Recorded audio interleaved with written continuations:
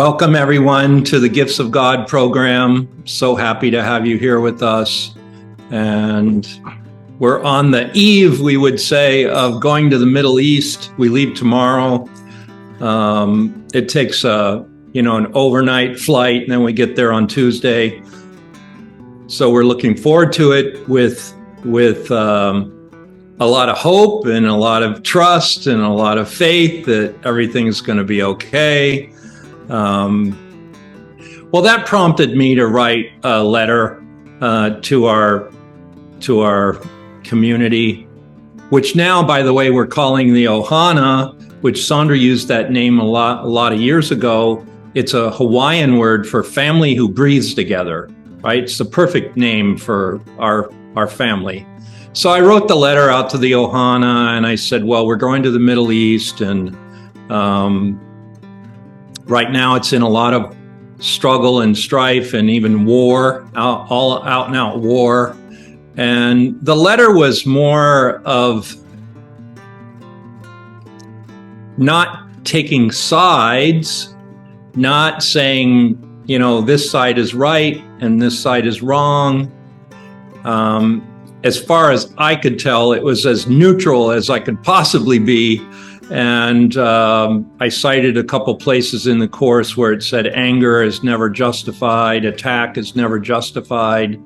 And then I was saying, well, mostly governments don't see it that way.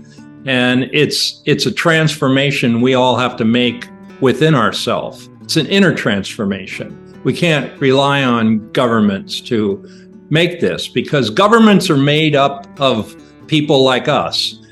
We're in conflict within ourselves. If we have conflict within ourselves, then you just add that up 7.5 billion times of all the people on the planet, and you get conflict. Or if you add that up and all the people in a government are sort of fighting amongst themselves about policy, then you get conflict. And then the extension of that conflict we witness in world events. So I was trying to make this point that conflict is within us, and we have to handle that. What I thought was sending out a letter to bring more peace to the situation actually brought more agitation. But I think we have a responsibility as students of A Course in Miracles to come to inner peace. And what does that mean for us? What is inner peace? What is the peace of God? Okay.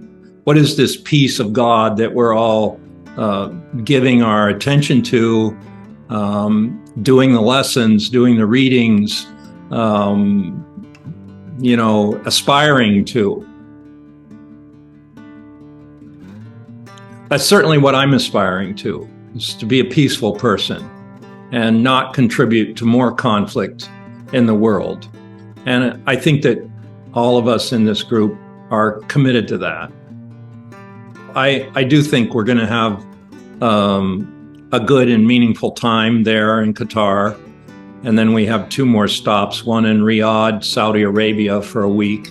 And then we go to Dubai for like 10 days, and we work there. We've been to Dubai before, so we know a lot more people there, that we've met before. And we're working in a center, a wellness healing center, doing our work and actually staying there. So I suspect that'll go well. I wanted to talk about today this peace of God. There's a lot in the Course about the peace of God. In fact, the publishers of the Course in Miracles call their Foundation for Inner Peace. Foundation for Inner Peace was the original publisher of the Course, and they maintain the standard. They maintain the translations around the world in different languages. So I think that we have to look at that, like that. If we're studying the Course, we're interested in coming to inner peace. And that's why we're doing it. So that's why we're also going to the Middle East. We want to extend our work to the Middle East and bring whatever peace we can to that area. And mostly now we're going to see things from the perspective of the Arab world, the Islamic world. And it's good for us to do that, get to know as much as we can about their perspective, their feelings, their view of the whole thing. So I feel good about the trip, but I also feel it's going to be a challenge because we might be up against some unexpressed and maybe even expressed differences. We always feel like we're going to represent the dream team, Babaji, the Divine Mother, and Jesus of A Course in Miracles, and rebirthing and breath work. You know, we always feel like that's what we're doing wherever we go. So I think that those masters, those holy masters, will protect us and guide us, and we don't have anything to worry about. But it's challenging. It's not like traveling to San Diego and being with people that speak our lingo. You know, it's people that may have not been exposed to these things before, and we're there to expose them to them. So Sandra was yesterday putting together like 4 pages of everything in the Course in Miracles that said peace of God, right? So I was looking this over, and there's this one lesson that really struck me. And for the longest time, I could not get my being aligned with it enough to say that it was my truth, which I think a lot of times with the lessons in the Course, we have to ask ourselves, well, is that our truth? I mean, it's a lofty thought, but is that what we feel? Is that our truth? And it's these lessons 188 through 190. There's 3 of them. And the first one is, the peace of God is shining in me now, right? That's 188. Then the next one is, I feel the love of God within me now. And then the third one is, I choose the joy of God instead of pain. So those 3 lessons, I mean, that could be like a Course in Miracles in itself, just those 3 lessons. Like if you brought those into application, like if that was really your truth, and those statements were your truth, I mean, you'd be 99%, if not 100% to enlightenment, just in those 3 lessons. So I wanted to look at this lesson, the peace of God is shining in me now, lesson 188. And mainly because that's what I need. That's what Sandra and I need to go into that area where there's so much controversy now. If we don't have the peace of God surrounding us and shining in us, forget it. I mean, we're meat, you know, we're a target for who knows what. But I wanted to really get aligned with that. And that's why I wanted to talk to you today about that lesson. The peace of God is shining in me now. And later, you know, lesson 200 says, there is no peace except the peace of God. There is no peace except the peace of God. So all the peace, all the things that we manufacture, you know, all the treaties, all the government, you know, edicts, all the agreements we make with our partners and our friends and our business to impart this kind of harmonious, idyllic vibration are not necessarily going to stick. And we have to realize that. So the things we do to make ourselves peaceful or make our agreements and our relationships peaceful may not necessarily be the peace of God. Peace of God is something else. It's beyond our understanding. You know, there's something in the Bible that says a peace of God beyond our understanding. You know, it's like beyond our thought. And I think the podcast today we did on this section called Perception versus Knowledge, it was making that really clear that there is a peace of God that would be knowledge, that has certainty, and it's beyond the level of perception. But in order to enter that, we have to get our perception correct, meaning we can't have attack thoughts, we can't have judgments, we can't have grievances, we can't have anger, fear, guilt. You know, so perception has to be cleaned up first.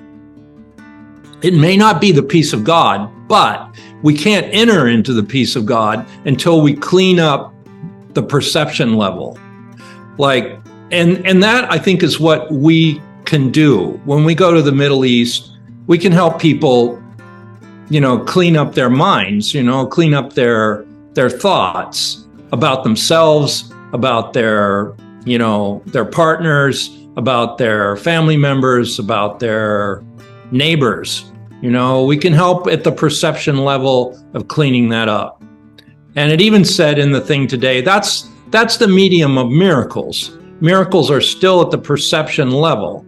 You know, they're corrections in our perception.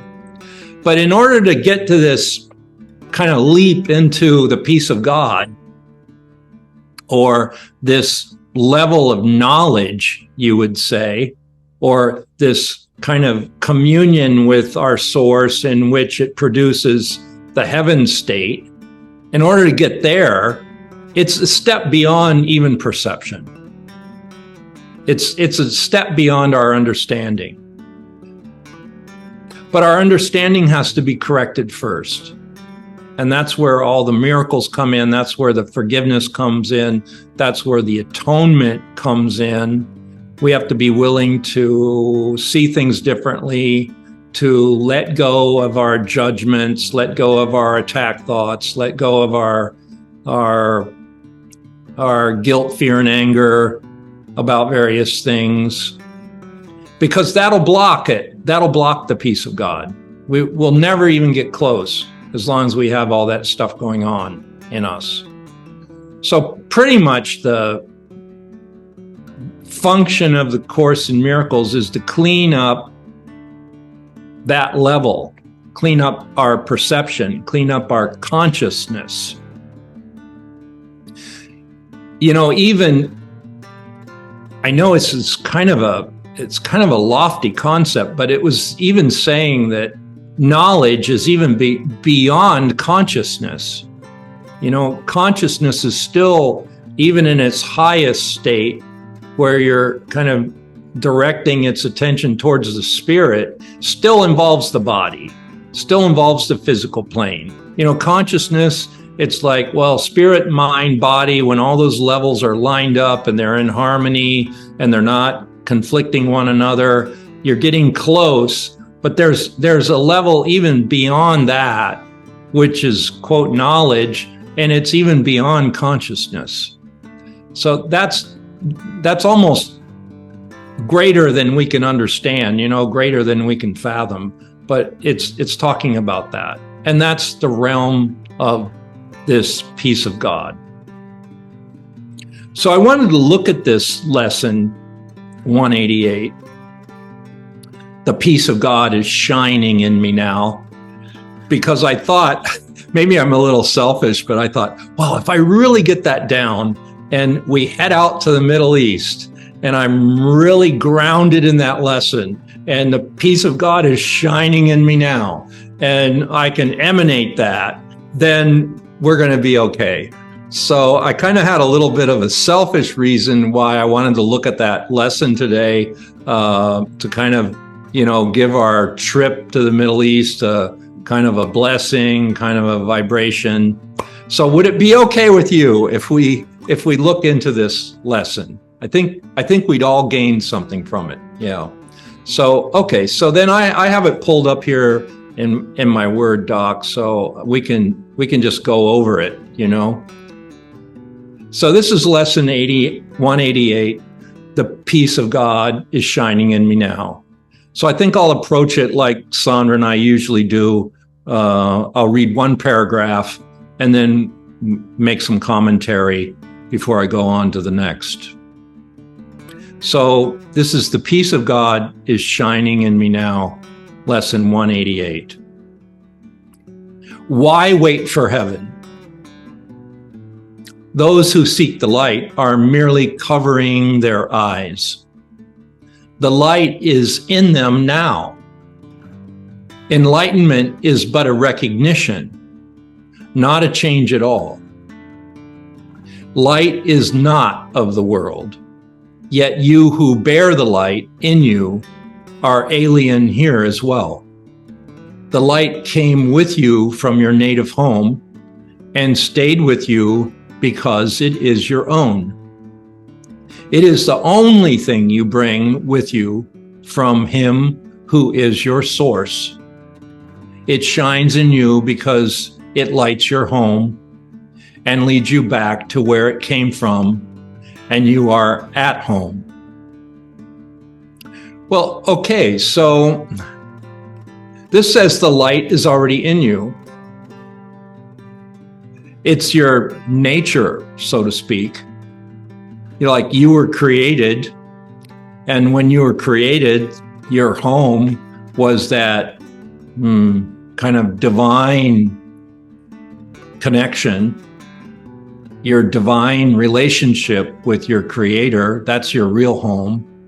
And that was created with this light, and you kind of were given the light, and you are the light, and you bear the light. And so that's never left you. You've never left the light. Now, you may have forgotten about the light. You may have distracted yourself away from the light. Obviously, we did, you know, all of us did, when we took a body and fell into fear, guilt, and anger. We forgot the light, you know, we forgot our identity. And the purpose of this work is to get us back to our remembrance, you know. Let me remember I'm one with God. So that remembrance is what we're after. And what are we remembering? You are the light. I am the light of the world, 61. Forgiveness is my function as the light of the world, 62. The light of the world brings peace to every mind through my forgiveness, 63. So that's our work to do. Forgiveness is the key to happiness. Forgiveness offers everything we want. As the light, that's what we're doing. So we're going to the Middle East, and it's going to be a constant forgiveness attention we give it. In ourselves, in the people, in the situation. I guess it's going to be like full on, moment to moment, a forgiveness, a chain of unending forgiveness for everything. And then that's the work of the light. The light wants to do that. Light wants to clean up our errors. And what's the error? Well, anytime you're not in perfect joy, in perfect peace, you've deviated from the light. So therefore, that's an error. And therefore, you have something to clean up. Well, all conflict is not the peace of God. Obviously. It's not the light. All killing is the exact opposite of the light. So do we want to be the light? We all have to ask ourselves that. Do we want to be the light? because the Course makes it really clear what the conditions are. So let's read the next paragraph. This light cannot be lost. Why wait to find it in the future or believe it has been lost already or was never there? It can so easily be looked upon that arguments which prove it is not there become ridiculous. Who can deny the presence of what he beholds in him? It is not difficult to look within, for there all vision starts. There is no sight, be it of dreams or from a truer source, that is not but the shadow of the seen through inward vision. There perception starts, and there it ends. It has no source but this. Okay, well, look, it's an inner journey. They named it the Foundation for Inner Peace, not external peace. So that's going to be a self-introspection. And that's what all of our work with this is. It's a turning around, okay? You're looking out, you're witnessing whatever, strife, conflict, things not going well, unhappiness, sickness, error, whatever. You're looking out, you're seeing that. And then at some point you decide to make a 180-degree turn and then ask yourself, what is it in me that I'm seeing that? That is the work we're doing. It's an inner look. It's an introspection, inner vision. So the clarity that is established in the Course in Miracles is that everything external first comes from something internal. It originates with a thought. So if we're seeing conflict outside, then it didn't just appear overnight out there. There is some conflict inside that has produced that. So the correction of the conflict outside has to be the correction of the conflict inside. And that was the only point I was trying to make in this email that I sent out. I was saying we have to look within and we have to find this peace of God, this love for our brother, irrespective of whether they're Muslims or Jews or Church of Turkey or aliens or, Aborigines. It doesn't matter. That peace has to be found within ourselves. Because if we're not in peace, how can we expect somebody else to be at peace? So that inner look, that inner introspection is where we find the peace. And that's what that's saying, that paragraph. All right, so now the peace of God is shining in you now, and from your heart extends around the world. It pauses to caress each living thing and leaves a blessing with it that remains forever and forever. What it gives must be eternal. It removes all thoughts of the ephemeral and valueless. Ephemeral means stuff that comes and goes, it doesn't stay. It removes all those thoughts of temporaneousness and valuelessness. It brings renewal to all tired hearts and lights all vision as it passes by. All of its gifts given everyone, and everyone unites in giving thanks to you who give, and you who have received. The Course, it's so poetic. The language even, it's just the images. This peace of God is shining in you now, and it extends from your heart to the rest around the whole world. Then it pauses to caress each living thing and blesses each living thing. And then that blessing remains with that thing forever and forever. and what it gives is eternal. Now, who could write that but Jesus? I mean, who could say those words but Jesus?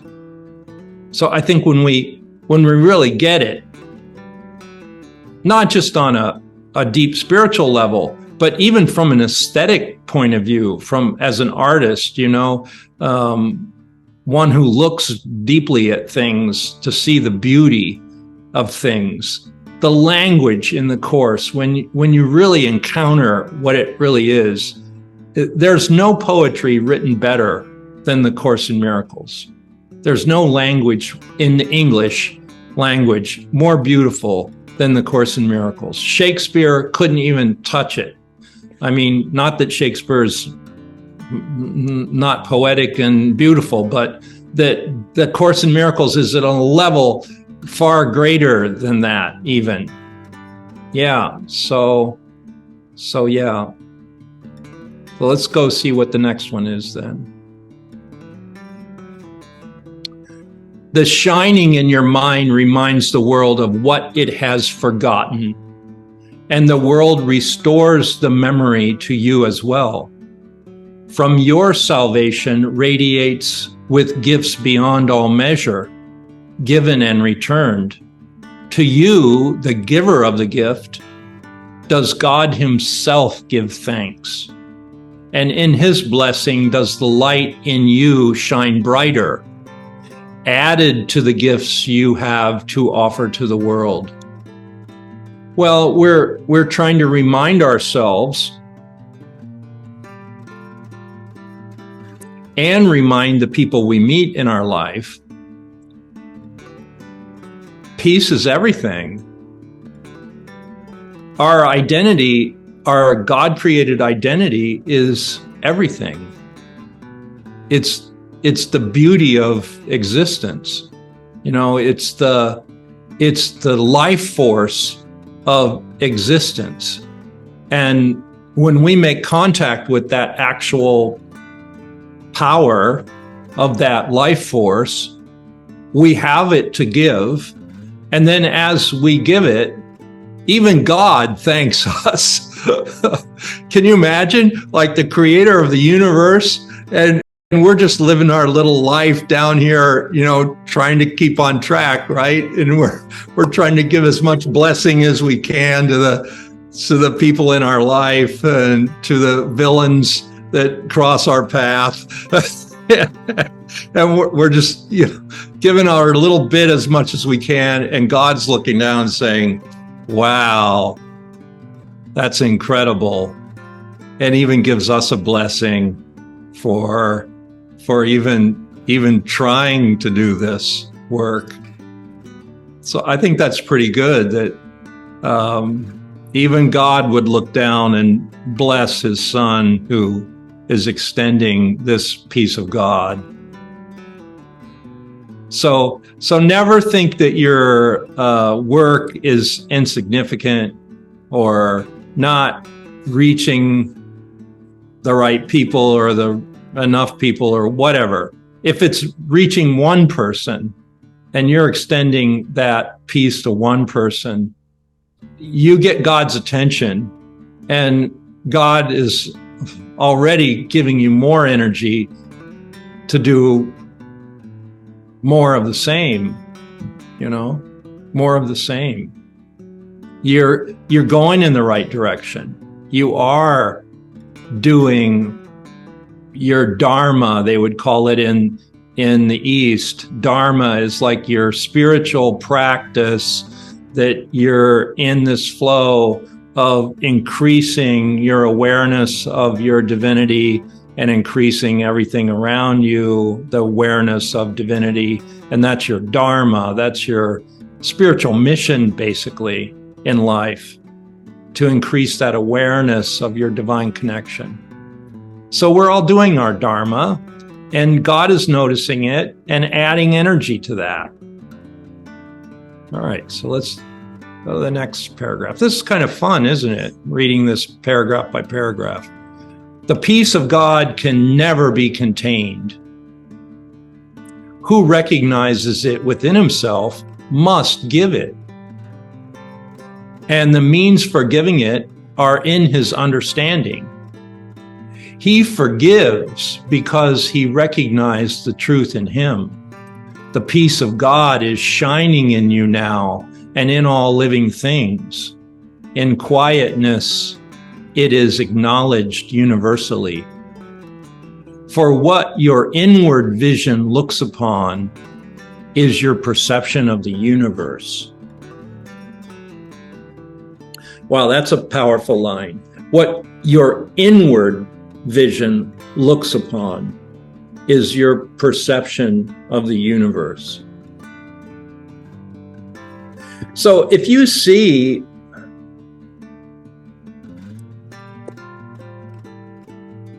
pardon my French, but if you see genocide, there's something in you that is hateful and wanting some group to disappear from the face of the earth. So you can't see something externally and not first have that internal. So this is the lesson we have to embrace this. Whatever we're seeing out there is first in us. So ask yourself always, if it's something unpleasant out there you're looking on, okay, where am I contributing to that in myself? And we all have to do this. It's like the way it's going to get corrected is for us to take responsibility, and that's just a mere looking within. That's what this lesson is saying. You've got to look within. You've got to turn your attention 180 degrees around and look within. So if you're not feeling the peace of God shining in you now, then why? What's blocking it? What's within you that's not at peace? What grievances do you still have that are causing conflict? What guilts are you still carrying or projecting that's causing conflict? So this is a cleanup process, guys. It's like, today was saying, well, knowledge is beyond perception, but perception has to first get cleaned up first before you can step or make that leap into this state beyond consciousness, this universal knowledge that it said is certain. Once you're there, you have no more questions, you have no more problems, you have no more need for miracles. But, we're not there yet. We're going in that direction, but we still have cleanup work to do. We need the miracles, we need the inner corrections, we need the peace of God to help us make those inner corrections. Okay, so let's do this. It's going to give us a little exercise. So let's all do this together. It says, sit quietly and close your eyes. So let's all do that. Sit quietly and close your eyes. The light within you is sufficient. It alone has power to give the gift of sight to you. Exclude the outer world and let your thoughts fly to the peace within. They know the way. For honest thoughts, untainted by the dream of worldly things outside yourself, become the holy messengers of God Himself. These thoughts you think with Him. They recognize their home, and they point surely to their source, where God the Father and the Son are one. God's peace is shining on them, but they must remain with you as well, for they were born within your mind, as yours was born in God's. They lead you back to peace from where they came, but to remind you how you must return. They heed your Father's voice when you refuse to listen, and they urge you gently to accept His word and what you are instead of fantasies and shadows. They remind you that you are the co-creator of all things that live. For as the peace of God is shining in you, it must shine on them.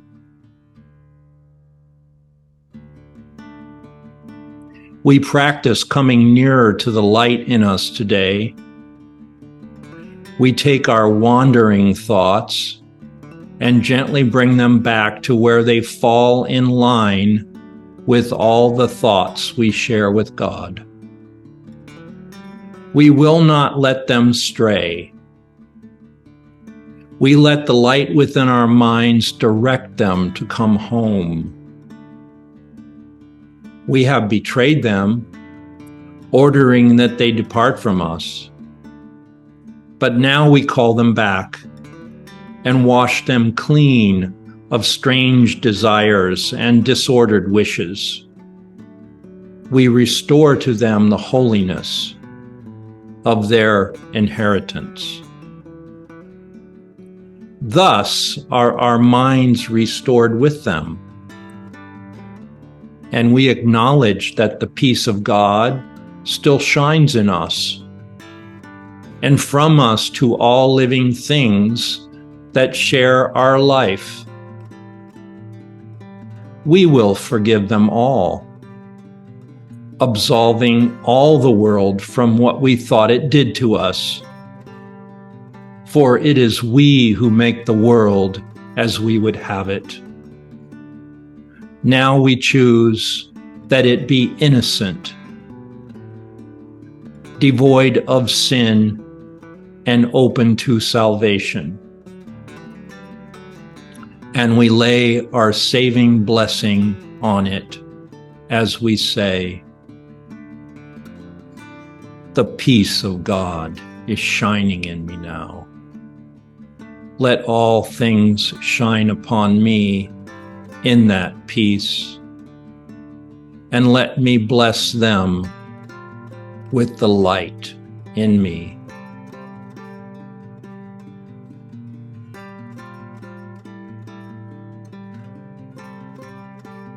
And let me bless them with the light in me. The peace of God is shining in me now.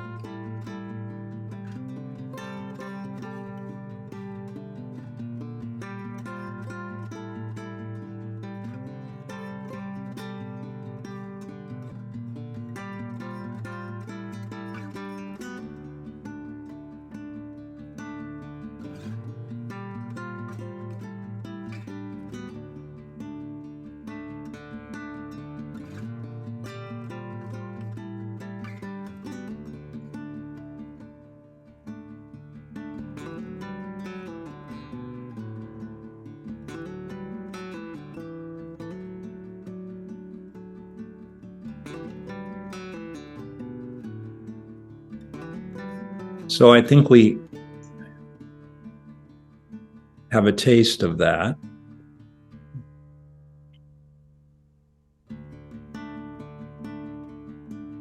We have a taste of the peace of God that's beyond our understanding, that is within us already. It's there. It says, why wait for heaven? Heaven's here now. It's in you already. And you can go there anytime, any place. Make that contact. Just like that lesson. You could even use this lesson. You know, it's only not even a page and a half long. Just do that little exercise. Put yourself in that space. And that's what you're extending out. You know, it said it'll go all around the world. It'll go, you could just be sitting in your chair at home and that peace goes all around the world and touches everything. And then makes an impact and stays with that thing forever and forever, it said. And you don't even have to leave your living room. So, what a mission, man. What a mission we all have. And it's not difficult.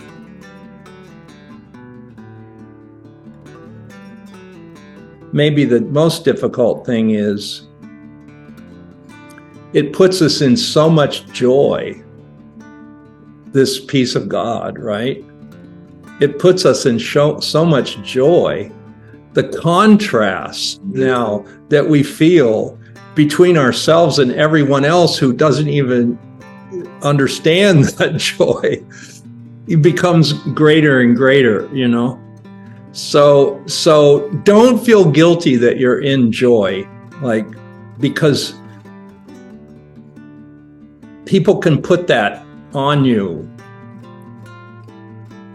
They almost want you to kind of suffer down with them, you know, and if you refuse to go there and you stay in this kind of high state all the time, and the more you practice it, you will be in it all the time, and you won't want anything else.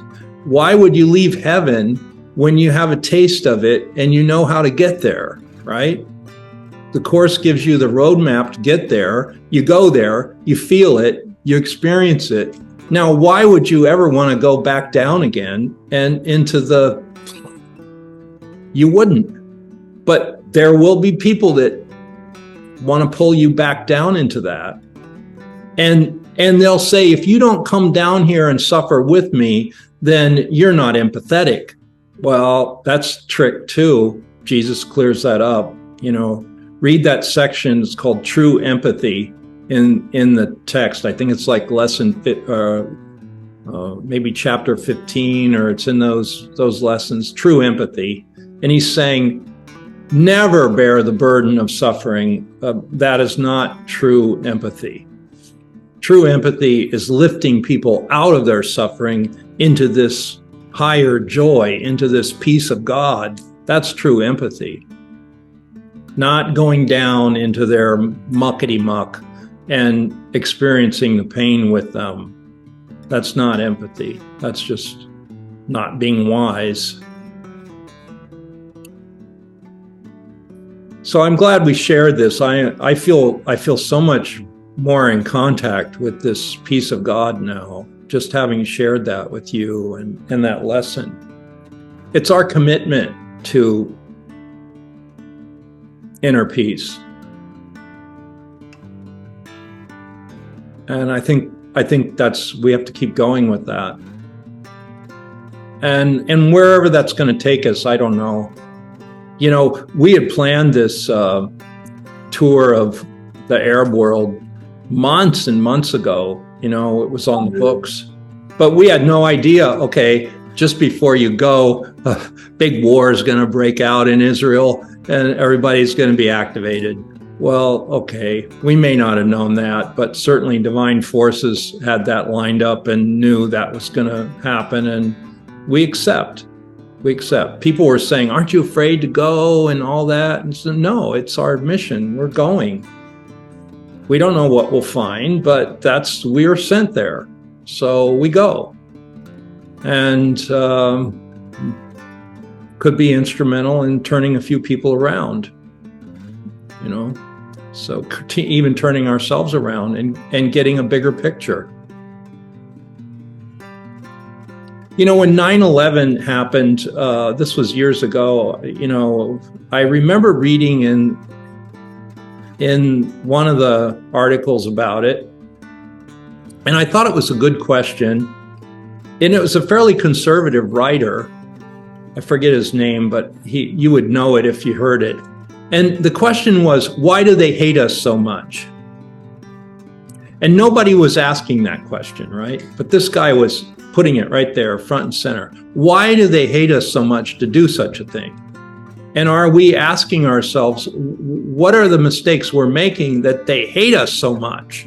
So I think it's always good to find out what the quote unquote opposing side is thinking, and what are their reasons. And it doesn't necessarily make them true, but it certainly makes us more informed of what they're feeling, what they're seeing, what they're going through, right? So I think we're going with an open mind and saying, well, what's the Islamic world think about all of this that's happening? And our organizer was giving us a little piece of that. But I have to also be clear, the peace of God is shining in me now. I'm not going to take sides. I'm not going to make them wrong. I'm not going to make the other side wrong. But I do feel all killing, all war does not solve the problems in the end. So we have to find a different way. We have to find a different way of solving those issues. And war is not the answer. And that's what we're representing when we go. So we have to keep ourselves with the peace of God shining in us. And we got to stay real clear. And hopefully you guys, your prayers, your energy going out there is going to help us. And we feel good. We feel good about going. So thank you, and we'll see you next week. It'll be our 9 next Sunday night, and that's okay. I'll show up. We'll be here. God bless y'all.